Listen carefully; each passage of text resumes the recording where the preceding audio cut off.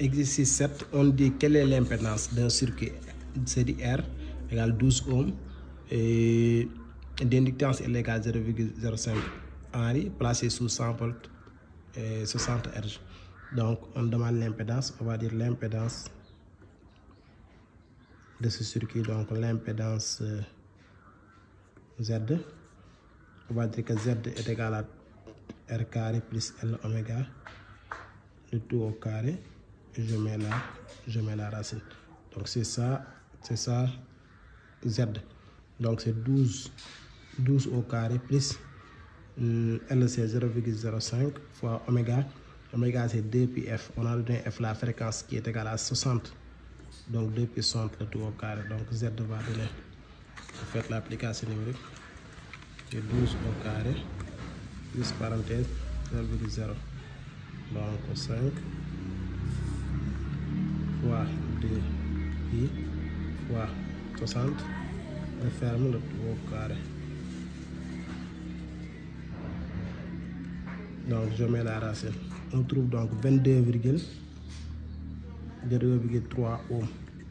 Donc c'est ça l'impédance Z. D'accord? L'exercice numéro 7. Maintenant l'exercice numéro 8. Exercice 8, on dit qu'une installation électrique sous 230 volts absorbe 15 ampères. Son facteur de puissance est de 0,85. On demande de calculer ses puissances apparentes, actives et réactives. Donc, ici, on va calculons 2 points, puissance apparente. La puissance apparente en courant alternatif, on l'appelle S. Donc on va dire que S, sa formule c'est U fois I. Donc on applique directement U c'est 230 fois I c'est 15 ampères. Donc la puissance apparente va donner quoi? Va donner 230 fois 15. Donc c'est 3450 volts ampères. C'est ça l'unité de S, c'est volts ampères. Donc sa valeur c'est 3450 volts ampères. Alors la puissance maintenant, la puissance active, on l'appelle P. P est égal à U fois I fois cosinus de l'angle. Cosinus de l'angle on l'appelle phi, donc cos de phi. Or, on sait que le facteur de puissance est appelé cos de phi. Donc, cos de phi est égal à 0,85. D'accord? Donc, P finalement est égal à, donc, U c'est 230 fois 15 fois 0,85. Voici la puissance apparente. Donc, 230 fois 15 fois 0,85. Donc on trouve 2932,5 donc watts. La puissance apparente, la puissance active s'exprime en watts. Et finalement, la puissance, on demande la puissance réactive. Réactive qu'on l'appelle Q. Alors Q est égal à U fois I fois sinus de phi.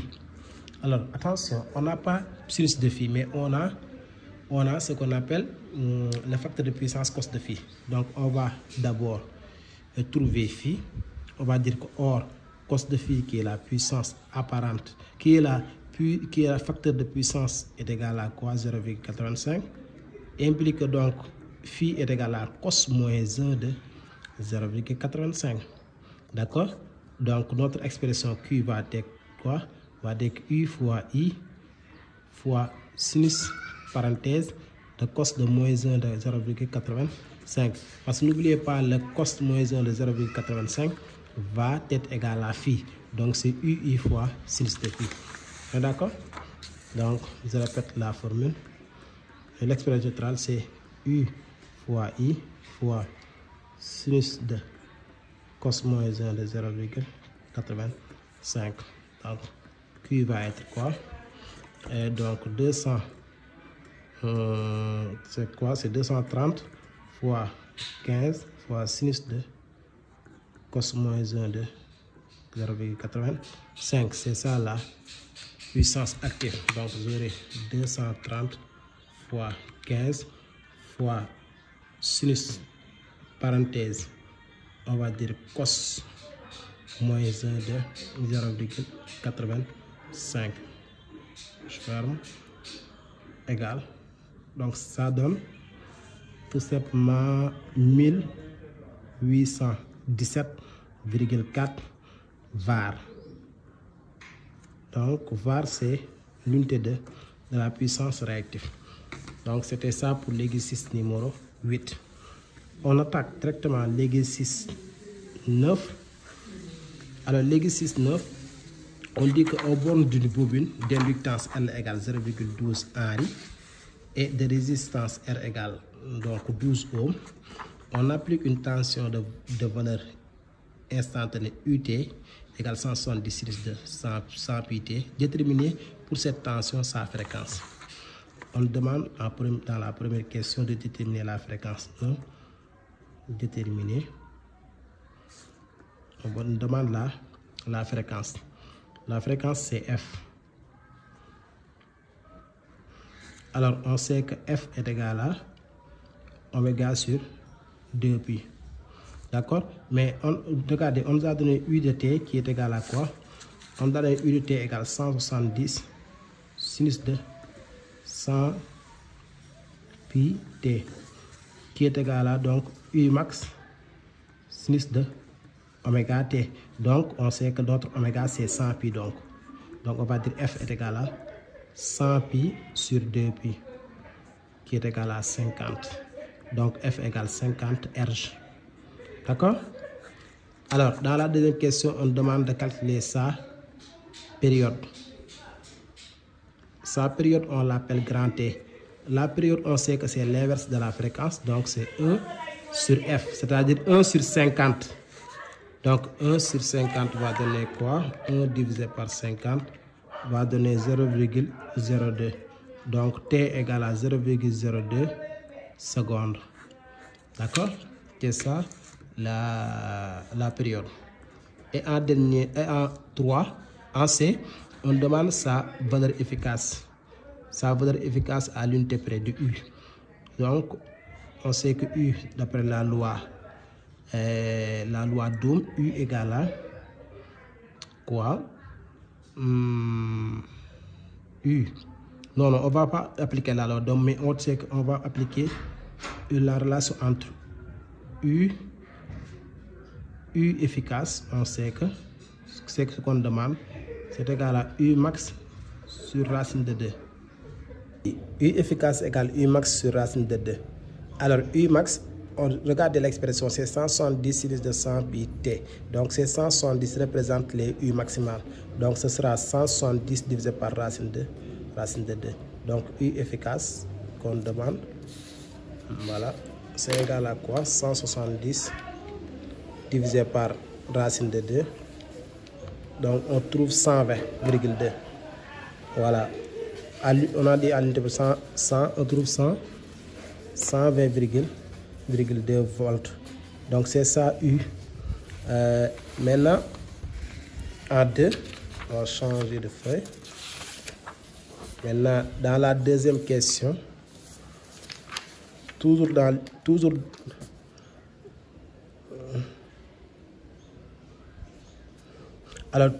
l'exercice numéro 9, le dernier exercice, dans la deuxième question, on demande l'impédance de la bobine.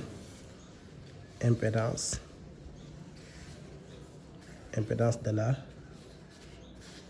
bobine. Impédance, donc, ici, on a une bobine d'inductance L et de résistance R. Donc, l'impédance, c'est R carré plus L oméga le tout au carré. Et je mets la racine. C'est ça, donc, l'impédance. Donc, on fait l'application numérique. C'est racine carré de... On a donné R, c'est 12 ohms. C'est 12 au carré plus... Donc, 12 ohms plus... 12 au carré plus LC, on a donné LC 0,12 Henri, que l'on multiplie par oméga, c'est 2 pi. Oméga, c'est 2 pi F. D'accord? F, on avait trouvé 50. Donc, c'est 2 pi fois 50. C'est 100 pi. Autrement dit, ce sont ces 100 pi qu'on a. Multiplié par le tout au carré. D'accord? Donc, c'est ça l'expression de Z. Donc, j'aurai 12 au carré plus tout simplement 0,12 fois qui est 2 fois pi fois les 50. Et je mets le carré, je mets aussi la racine. Donc, on trouve Z égale 39,56 ohms. Donc, c'est ça l'impédance de la bobine. Et en dernier lieu, on demande la valeur efficace de l'intensité du courant traversant le circuit. On sait que d'après la loi d'Ohm, U égale Z fois I. Donc, I, qu'on appelle I efficace ici, est égal tout simplement à U divisé par Z. Donc, I efficace est égal à U, on nous a donné ça, on a calculé ça tout à l'heure, on avait trouvé 120,2. Et on le divise par Z qui est 39,56. Donc, I efficace va devenir finalement à quoi? Va devenir quoi? Va devenir 120,2 divisé par 39,56. On trouve donc I efficace qui est égal à 3,04 ampères. Voilà. Donc, c'était ça pour l'exercice numéro 9. Et c'est la fin de la série. Merci de votre attention.